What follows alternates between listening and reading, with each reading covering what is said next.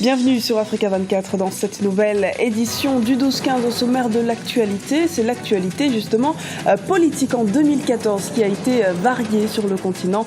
En témoigne la montée des groupuscules terroristes, les soulèvements populaires, les élections et les successions au pouvoir qui ont marqué cette année rétrospective dans ce journal. Le combat contre le virus Ebola, la lutte contre le paludisme ou encore la prévention du cancer, autant de défis que le continent africain a dû également relever en 2014. Et pour cette nouvelle année, nous verrons que les efforts vont se poursuivre et s'accentuer, notamment dans la sensibilisation. À moins de 3 semaines de la CAN de football 2015 organisée dans le pays, la Guinée équatoriale change de président de fédération. André-Georges Mbomio a en effet été élu nouveau président de la FEGIFOOT. Les précisions dans ce journal. Cérémonie officielle de passation de pouvoir entre le nouveau président tunisien Béji Caïd Essebsi et le président sortant Mounsef Marzouki. Elle sera couronnée par une réunion de travail entre les deux présidents. Le travail se poursuivra ensuite pour le tout nouveau chef de l'État, avec notamment de vastes chantiers politiques et économiques qui l'attendent, comme nous l'explique Christelle Ndayabaya. C'est la date du mercredi 31 décembre 2014 qui est finalement retenue pour la prestation de serment du nouveau président tunisien, Béji Caïd Essebsi. Aucun recours n'a été présenté au tribunal administratif jusqu'à l'expiration du délai fixé pour le dimanche 28 décembre 2014. À cela s'ajoute la proclamation officielle et définitive des résultats du second tour de l'élection présidentielle ce lundi par l'instance supérieure indépendante des élections. De vastes chantiers attendent le nouveau président tunisien. Il s'agira essentiellement de relever économiquement le pays et surtout faire face à la flambée des attaques terroristes. Les enjeux pour lui vont être absolument colossaux. Le chômage est galopant, la balance commerciale est désastreuse, les réserves en devises sont absolument calamiteuses et donc il y a besoin de redonner de la confiance, ne serait-ce qu'au plan économique. Au plan de la sécurité, c'est-à-dire que c'est un pays qui a une armée complètement déliquescente, une police qui n'est plus capable de maintenir de l'ordre et puis en définitive une population qui n'a plus peur et donc n'obéit plus. Il y a besoin de restaurer cette confiance-là. Au plan international, les enjeux sont là encore importants. La Tunisie a totalement disparu de la scène internationale, maghrébine, méditerranéenne ces dernières années. Autre défi à relever, préserver l'unité nationale. Béji Caïd Essebsi a été élu au second tour de l'élection présidentielle tunisienne avec 55,68% des voix. Par ailleurs, avant de prêter serment et devenir officiellement le président de tous les Tunisiens, Béji Caïd Essebsi devra démissionner du parti Nida Tounes dont il est le président. Tentative manquée de coup d'État en Gambie. Ce mardi, des soldats gambiens ont pris d'assaut le palais présidentiel à Banjul en l'absence du président Yahya Jammeh en visite privée à Dubaï, aux Émirats arabes unis. D'après un officier, 3 assaillants auraient été tués dans l'attaque, dont le chef présumé du complot. Un autre assaillant aurait été capturé sur les lieux avant d'être remis à l'Agence nationale du renseignement pour un interrogatoire. 2014 s'achève dans quelques heures. Avant la nouvelle année, place au bilan politique du continent. Un continent qui a été confronté à plusieurs événements variés, à des problèmes sécuritaires au soulèvement populaire, en passant par plusieurs élections démocratiques. Les défis ont donc été nombreux, comme nous l'explique Christelle Ndayabaya. En Afrique, les questions de sécurité, de démocratie et de paix ont été les principaux sujets de l'actualité en 2014. Parmi les situations politiques les plus marquantes, la crise politique en République centrafricaine, attaques et représailles des groupes militaires, mise en place des forces internationales, reconstitution de l'armée nationale. La tâche n'a pas été facile au cours des 12 derniers mois pour le peuple centrafricain. Je trouve anormal, c'est une situation inadmissible. Dans un pays, on ne peut pas avoir 2 états-majors. Ça, c'est pas normal. Au Kenya, les attaques liées au groupe islamiste somalien Al-Shabaab ont frappé les zones situées sur la côte. La capitale Nairobi et le nord du pays n'étaient pas épargnés.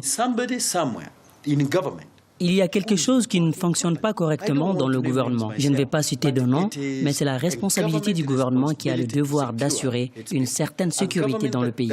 Un gouvernement qui n'est pas à mesure de garantir la sécurité de sa population ne joue pas un rôle important dans le pays. En Afrique de l'Ouest, l'annonce du procès de l'ex-président Laurent Gbagbo à la Cour pénale internationale a été source de réactions mitigées. Aujourd'hui, il y a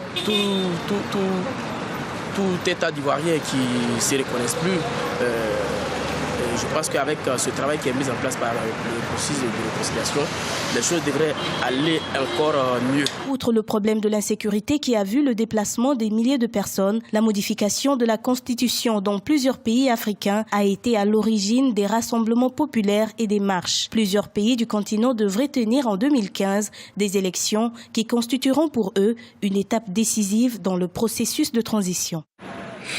Vers une modification constitutionnelle au Congo. Autre préoccupation de l'opposition, des tractations sur un éventuel changement de régime.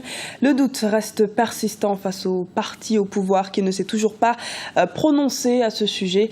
Le comité central de la formation du PCT, le Parti congolais du travail, était pourtant en conclave jusqu'à ce mardi. Le président Denis Sassou Nguesso devrait aborder la question ce soir dans son discours à la nation. Marcel Makoumé, ancien ambassadeur et président du Parti libéral congolais, s'est exprimé à ce propos. Aujourd'hui, nous appelons la population congolaise à abandonner la peur et l'instinct de vengeance.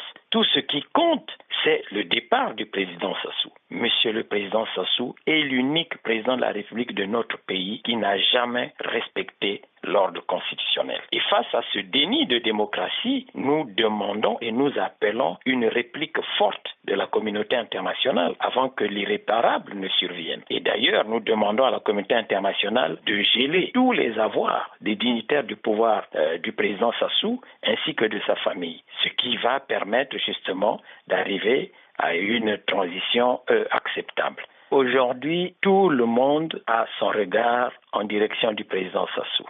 Le président Mandela nous a légué un testament politique universel. Ce testament nous incite à la pratique de la culture du pardon, la culture de la cohésion et de l'unité nationale, de l'excellence au travail et de la générosité.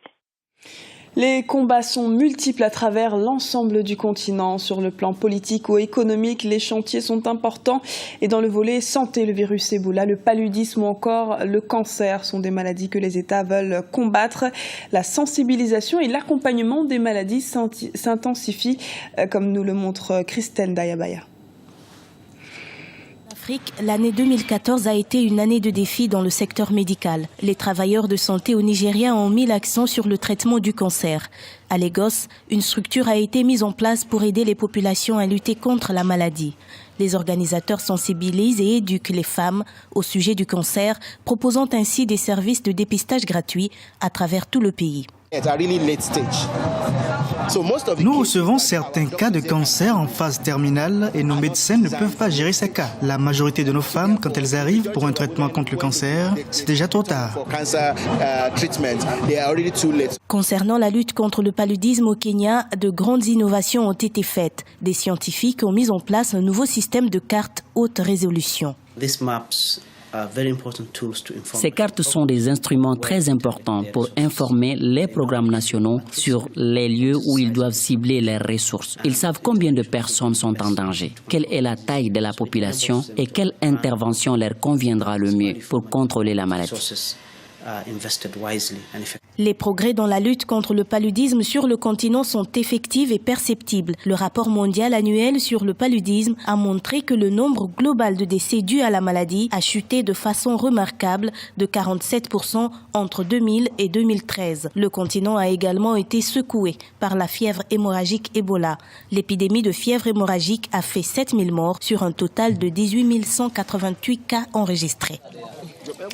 La Fédération équato-guinéenne de football a un nouveau président. Il s'agit d'André-Georges Mbomio.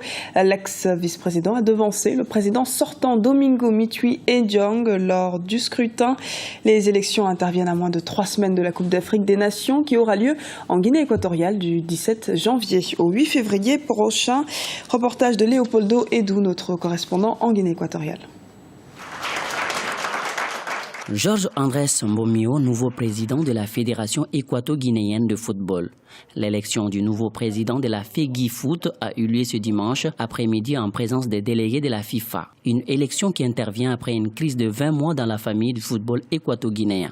En fonction des instructions qu'on va recevoir, on va programmer urgentement une actuation pour permettre que la fédération, la sélection de la Guinée équatoriale puisse se représenter la Guinée équatoriale dans les conditions au niveau de la CAN qui va se dérouler bientôt. À partir d'aujourd'hui, on va préparer une gestion de la fédération de façon que toutes les recettes, tous les revenus de la fédération soient administrés de façon responsable. Le président sortant Domingo Mitiu Ezang revendique un bilan positif à la tête de la FEGIFOOT. Il déplore néanmoins l'immixtion du politique dans ces élections. Je voulais qu'il faut perdre avec l'honneur et gagner avec l'honneur. Mais toutes les manipulations qui sont faites, je ne vais pas accepter, mais je vais mettre mon dossier et recours. Georges Andrés Mbomio est fonctionnaire inspecteur de douane. Cet homme réputé rigoureux et travailleur n'est pas un inconnu du monde sportif équato-guinéen. Il a été pendant 4 ans président de la Fédération équato-guinéenne de taekwondo, puis vice-président de la FEGIFOOT en charge du football féminin. Ce journal a été réalisé par l'ensemble de la rédaction. Nous vous remercions pour votre fidélité. Retrouvez dans un instant une nouvelle édition du 12-15 sur Africa 24.